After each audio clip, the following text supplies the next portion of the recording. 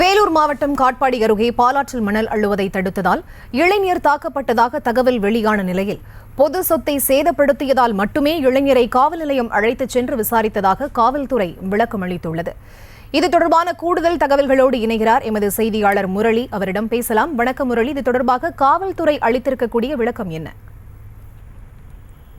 வணக்கம். இந்த வேலூர் மாவட்டம் காட்பாடி அடுத்த டிகேபுரம் பாலாற்றில் கடந்த 25/8/2024 அன்று இந்த குளிக்க சென்ற முள்ளிப்பாலம் பகுதியைச் சேர்ந்த யுவராஜ் என்ற இளைஞர் பாலாற்று நீரில் மூழ்கி உயிரிழந்தார். அப்பகுதியில் உள்ள இந்த பாலாற்றில் இரவு நேரங்களில் கள்ளத்தனமாக மணல் அள்ளப்பட்டதால் ஏற்பட்ட அந்த பள்ளத்தில் தேங்கிய நீரில் இளைஞர் உயிரிழந்ததாக குற்றம் சாட்டி அப்பகுதி மக்கள் போராட்டத்தில் ஈடுபட்டார்கள்.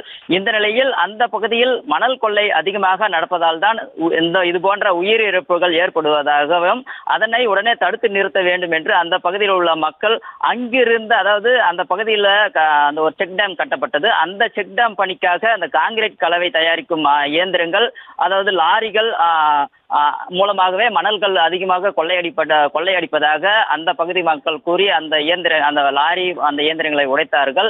இந்த நிலையில் அந்த பொது சொத்தை சேதப்படுத்தியதற்காக அங்க விருதம்பட்டு காவல் நிலையத்தில் ஒரு 5 இளைஞர்களை கைது செய்து அவர்களிடம் விசாரணை நடத்தினார்கள். அந்த விசாரணை போது கடுமையாக அந்த இளைஞர்களை, அதில் முக்கியமாக ஒரு இளைஞரை தாக்கியதாக புகார்கள் எழுந்த நிலையில தற்போது அந்த காவல்துறை ஒரு விளக்கம் அளித்திருக்கிறது. அந்த விளக்கத்துல என்ன சொல்லியிருக்காங்கன்னா, நாங்க பொது சொத்தை சேதப்படுத்தியதற்காக அவர்களை விசாரித்தோம், ஆனால் இதனால் யாரையும் தாக்கவில்லை என்று கூறியிருக்கிறார்கள்.